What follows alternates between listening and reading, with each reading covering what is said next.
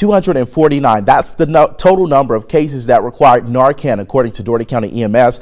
More than 106,000 people in the U.S. died from drug-involved overdose in 2021, and fentanyl-related deaths have increased by 124%. Now, Aspire Behavioral Health's Change Center is fighting against the opioid epidemic with the install of overdose aid kits.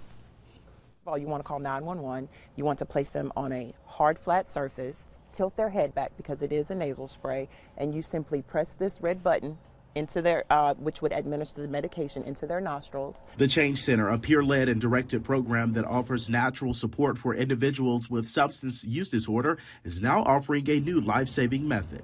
Our hope is that everyone with opioid use disorder or substance use disorder move towards recovery, but we have to keep you alive in order to do that. The Oak Box, an overdose aid kit. Alicia Bergman, the program's director, says they can't control if someone uses drugs.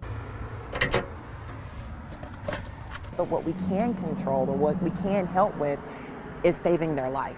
The Oak Box, installed 2 weeks ago, was presented to the Change Center by the Clinton Foundation during the Mobilized Recovery Across Georgia bus tour.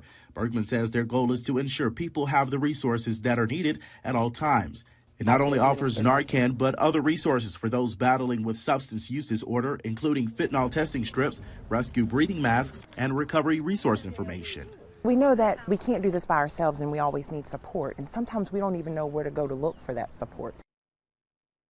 Now, the Change Center was giving 2 overdose aid kits. Bergman tells me that they plan to install the second one near Palmyra Road in Slappy.